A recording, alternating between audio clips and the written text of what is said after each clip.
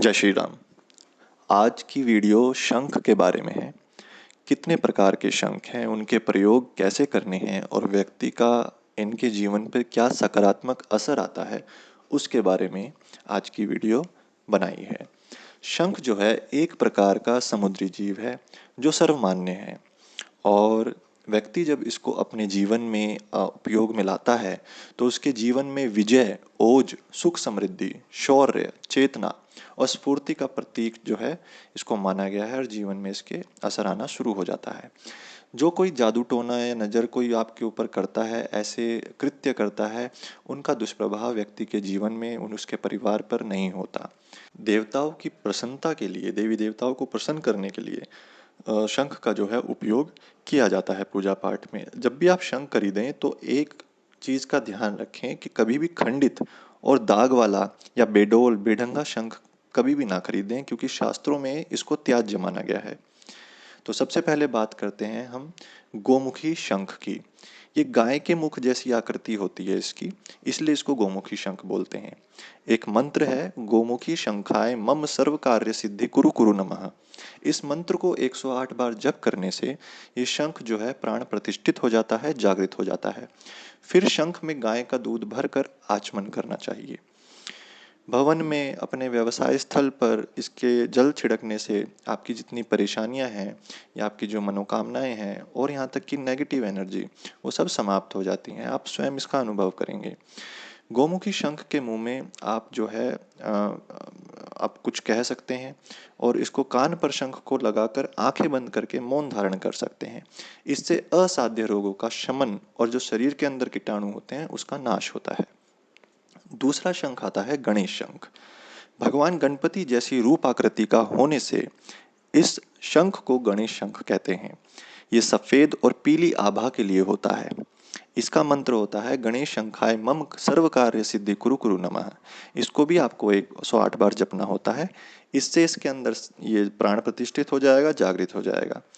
फिर जल भरकर आचमन और पूजन आप कर सकते हैं। अपने भवन में, व्यवसाय में इसका जल छिड़क सकते हैं, स्थापित कर सकते हैं। जहाँ इसकी स्थापना होती है उस स्थान पर आर्थिक समस्या नहीं आती। रिद्धि सिद्धि का भंडारा जो है आपके घर पे, व्यवसाय पे हमेशा रहता है। कर्ज मुक्ति का सबसे बढ़िया ये गणेश शंख बहुत अच्छा उपाय है। वास्तु दोष इससे समाप्त हो जाता है और आपके व्यवसाय में वृद्धि और समृद्धि होती है। अब आता है तीसरा शंख, जिसको दक्षिणावर्ती शंख कहते हैं। हमारे घर में भी दक्षिणावर्ती शंख हमने लाके रखा हुआ है। ये शंख दो तरफ मुख वाला होता है, एक वामवर्ती और दूसरा दक्षिणावर्ती। जिस शंख के मुख से पेट की ओर चलने पर भंवर या घुमाव दाईं ओर की ओर पड़ता है, वह दक्षिणावर्ती शंख होता है। इसकी पहचान है। तो अगर आप कभी भी खरीदो तो ये एक पहचान से खरीद सकते हो। ये बहुत दुर्लभ शंख होता है, दाहिनी तरफ खुला होने से इसको दक्षिणावर्ती शंख कहते हैं। ये समुद्र में पैदा होने वाली एक बहुत ही अनमोल निधि है। जिस घर में ये विराजमान होकर पूजित होता है, वह घर सामाजिक, आर्थिक, धार्मिक, इन सभी चीज़ों से प्रतिष्ठित होता है। राज्य सेवा, व्यापार में ख्याति, ये सब जो है इससे व्यक्ति के जीवन में उसको प्राप्त होने लगता है। ये साक्षात भगवान विष्णु का रूप है। इससे विपुल लक्ष्मी प्राप्त होती है। तांत्रिक अभिक्रम से व्यक्ति और उसके परिवार की रक्षा होती है। रोग दोष मुक्त होते हैं। इस शंख को जो जागृत कर सकते हैं वो आप इस मंत्र से कर सकते हैं, दक्षिणावर्ती शंखाय मम सर्व कार्य सिद्धि कुरु कुरु नमः। इसको भी आपको 108 बार जप करने से ये जागृत हो जाएगा। शंख में फिर गाय का दूध भरकर आचमन करें, अपने व्यवसाय स्थल पर स्थापित करें या घर में स्थापित करें। दरिद्रता और व्याधनों के निवारण के लिए दक्षिणावर्ती शंख प्रभावकारी माना गया है। स्थल पर स्थापना, इसको अगर आप करते हैं, आचमन और जल छिड़कने से इसका जो आपके कर्ज हैं, दुख हैं, दरिद्रता है, कष्टों का नाश हो जाता है। लक्ष्मी का वास होता है। धन की प्राप्ति करने के लिए अपने घर में आप दक्षिणावर्ती शंख जरूर रखें। चौथा आता है फिर मोती शंख। ये शंख ऊपर से संकड़ा और नीचे से चौड़ा होता है। ये जो उच्च गुणवत्ता के मोती शंख जो हैं आप वृंदावन में या ऋषिकेश से प्राप्त कर सकते हैं।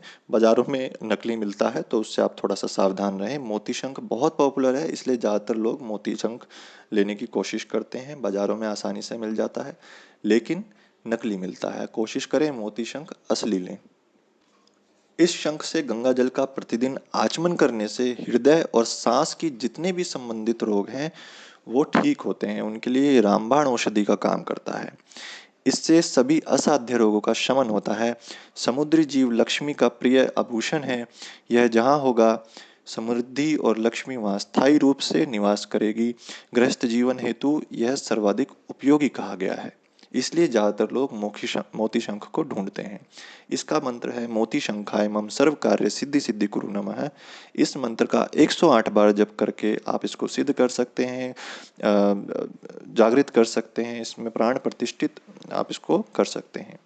धार्मिक प्रयोग इसका जो होता है शंखों का, वो आपको प्रातः काल मोती शंख में थोड़ा जल लेकर स्नान के पानी में मिलाकर स्नान करना चाहिए। इससे शरीर पवित्र होता है, कांतिमय होता है, ओजस्वी हो जाता है। बहुत से लोग अपने कर्ज से मुक्ति पाने के लिए भी मोती शंख का प्रयोग करते हैं।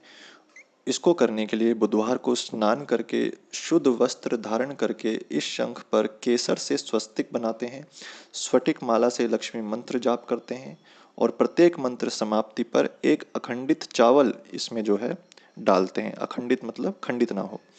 तो वो नित्य इसको एक माला करते हैं। 30 दिन तक ये करने के बाद 30 दिन बाद चावल सहित शंख सफेद वस्त्र में बांधकर व्यापार स्थल पर वो रखते हैं। इससे जो है शीघ्र कर्ज से मुक्ति हो जाती है और समृद्धि वास करती है। फिर आता है पांचजन्य शंख। महाभारत के युद्ध के समय भगवान श्री कृष्ण ने इसे बजाया था। ये श्री कृष्ण जी का शंख होता है। पांचजन्य शंख उनके शंख का नाम था, पांचजन्य। तो इस शंख से मुख्य रूप से व्यवसाय स्थल पर भवन के वास्तु दोषों को बिना तोड़ फोड़ व परिवर्तन किए पूर्णतः शांत किया जा सकता है। पांचजन्य शंख माला से अभिमंत्रित कर आचमन करने का विधान है। नमः पांचजन्य शंखाय मम गृहम धन वृद्धिम कुरु कुरु स्वाहा। मंत्र का 108 बार जप करके इस शंख को सामने रखकर फूंक मारने से ये जागृत हो जाता है। भवन में, ऑफिस, फैक्ट्री में, व्यवसाय स्थल पर वास्तु दोष को देखकर उसके अनुसार इस शंख को ईशान कोण या भवन के मध्य या मुख्य द्वार पर 1 फीट गहरा गड्ढा खोदकर अंदर वास्तु पुरुषों की तरह उल्टा गाड़ कर ऊपर वास्तु शांति हवन किया जाता है। बहुत बहुत उपाय होते हैं, आप केवल इसको स्थापित कर दें ईशान कोण पे, वो ठीक है। वो इतना ज़्यादा आप नहीं कर पाएंगे। अगर एक ब्राह्मण से करवा सकते हैं तो वो उचित है। हृदय रोग इससे समाप्त हो जाते हैं, पेट के रोग इससे समाप्त हो जाते हैं, त्वचा रोग, नेत्र रोग और बहुत सारे शरीर के कष्ट जो हैं आप इससे मुक्ति पा सकते हैं। हर एक रोग के अलग अलग उपाय हैं। जो लोग माता के भक्त हैं और देवी माता को मानते हैं वो देवी शंख का इस्तेमाल कर सकते हैं। इसको दुर्लभ देवी शंख भी कहते हैं, बहुत जगह सिर्फ देवी शंख भी कह देते हैं। नवदुर्गा ने इस शक्तिशाली आयुध को अपने हाथों में धारण कर रखा है। इसको अपने भवन में स्थापित करना चाहिए जो देवी माँ की पूजा करते हैं। ये धन वृद्धि और सुख समृद्धि का प्रतीक है। शंख को 9 बार ध्वनि करने के बाद दुर्गा सप्तशती का पाठ करना उत्तम फलदायक माना गया है। इस शंख की पूजा करने से लक्ष्मी प्रसन्न होती हैं। ये धन वृद्धि का एक अचूक उपाय है। शंख माला से अभिमंत्रित कर आचमन करने का विधान होता है। इसका मंत्र है नमी नमः देवी रूपेण संस्थिता मम धर धनवृद्धि कुरु कुरु स्वाहा। इसका भी 108 बार जप करें और इस शंख को सामने रखकर फूंक मारने से ये जागृत हो जाता है। इसके बाद परिवार के सभी सदस्यों द्वारा गंगा जल से आचमन करने पर परिवार में सुख समृद्धि के साथ माता का पूर्ण आशीर्वाद जो है प्राप्त होता है और सभी मनोकामनाएं पूर्ण होकर सुख समृद्धि मिलती है। फिर इसके बाद एक शंख आता है मणि पुष्पक शंख। महाभारत में सहदेव को इसे बजाने का सौभाग्य प्राप्त हुआ था। इस शंख का रंग पीला और मुंह पूरा ऊपर जो है खुला हुआ रहता है। ये पतली परत का बना हुआ होता है। दुर्लभ और बहुत चमत्कारी है। ये दुर्लभ और चमत्कारी होने के कारण इसका मूल्य बहुत अधिक होता है। ये बहुत महंगा आता है। प्राकृतिक मणि पुष्पक शंख के दर्शन मात्र से जो है आपको सुख का आभास अपने जीवन में होने लगेगा। शुद्ध एवं असली प्रमाणिक शंख प्राप्त कर आप इसको अपने घर में दीपावली के दिन स्थापित कर सकते हैं। फिर आता है ऐरावत शंख। समुद्र मंथन से निकले इस सफेद रंग के गजराज ऐरावत शंख को इंद्र आयुध के रूप में अपने हाथ में धारण करते हैं। तो ये इंद्र जी का शंख है। ये शंख गजराज की सूंड नुमा आकृति का है। इसी प्राकृतिक सौंदर्यपूर्ण शंख से इंद्र को अजर अमर होने का वरदान भी मिला था। ये शंख हर जगह नहीं मिलेगा, ये बहुत ही दुर्लभ है, बहुत कम जगह पे आपको मिलता है। तो इसकी नित्य साधना और आचमन से मनोवांछित सिद्धि मिलती है। तभी इंद्र ने गौतम की अनुपस्थिति में ऐरावत शंख का अनुचित प्रयोग किया। वे काम पीड़ित होकर गौतम का रूप धरकर कपट से अहिल्या जी के पास आए थे। इसके कारण गौतम ऋषि से शापित होने पर कलंक लगा, इसलिए इसमें प्राप्त सिद्धि का सदुपयोग करें। फिर आता है नीलकंठ शंख। समुद्र मंथन से निकले हलाहल को भगवान शिव ने पीकर जब हिमालय की ओर रवाना हुए, तब समुद्र से इस शंख से जल ग्रहण किया। उसी समय इस शंख का रंग जो है विष के समान हो गया था। तभी से इस शंख का नाम नीलकंठ शंख हो गया है। शंख की जो आकृति है दोनों ओर से खुली हुई होती है, ऊपर से नीचे तक पूरा मुंह खुला रहता है। नीलकंठ शंख का प्रमुख कार्य विष के प्रभाव को दूर करना है। जैसे कि कोई सांप काट ले या बिच्छू काट ले, उसके भय को ये समाप्त करता है। यदि किसी को सांप या बिच्छू डंक मारे तो इसमें जल भरकर पिलाने से ऐसा कहते हैं कि जहर उतर जाता है, और बहुत लोगों ने इसका उपयोग इसमें किया है। शंख को कभी भी आप मेंटेन करो, उसको कभी भी आप धो, तो हमेशा हल्के गुनगुने पानी से। हल्के गुनगुने पानी मतलब कि अगर आप उस पानी को पियो तो पीने में ज़्यादा गर्म ना लगे, और ऐसा भी ना लगे कि ठंडा है। इतना गर्म पानी से शंख को हर तरीके से अंदर बाहर से धोना चाहिए, तो शंख हमेशा मेंटेन रहता है। फिर आता है वामावर्ती शंख। जैसे दक्षिणावर्ती बताया था, ये वामावर्ती शंख है। दो प्रकार के शंख जो मैंने बताए थे, ये उसमें से एक है। सभी शंखों के अलग अलग कार्य होते हैं। आपको किस कार्य के लिए शंख चाहिए, वो आप इस वीडियो को देखकर, सुनकर, समझकर अब आप ले सकते हैं। बाएं हाथ से पकड़े जाने वाला उल्टा शंख कहलाता है। इसको वामावर्ती शंख कहते हैं। ठीक है। इसका प्रमुख काम मंदिरों में आरती के समय बजाना होता है। मंदिरों में आप जो शंख देखेंगे, ज़्यादातर अगर कोई विद्वान पंडित होगा तो वो अपने अनुसार शंख लेता है, नहीं तो नॉर्मली जो मंदिरों में पंडित होते हैं वो वामावर्ती शंख लेते हैं। यह शंख साधारण मिल जाता है, कहीं बाजार में बहुत आसान से मिल जाता है। मूल्य भी बहुत सस्ते होते हैं, इतने महंगे नहीं होते। 200-250 से स्टार्ट हो जाते हैं ये। वामावर्ती शंख सभी देवी देवताओं को स्नान कराने में काम आता है। ये बजाते हैं और स्नान के काम आता है, तो इसका और कोई वैसा काम नहीं है। तो ये अलग अलग प्रकार के शंख हैं। मोती शंख की व्याख्या शास्त्रों में बहुत ज़्यादा दे रखी है, इसलिए ये बहुत महंगा भी आता है, और इसकी इसकी कॉपी भी बहुत बाजार में है। नकली मोती शंख बहुत हैं। तो जो भी मोती शंख लोगे आप, वो सोच समझ कर और असली लेना।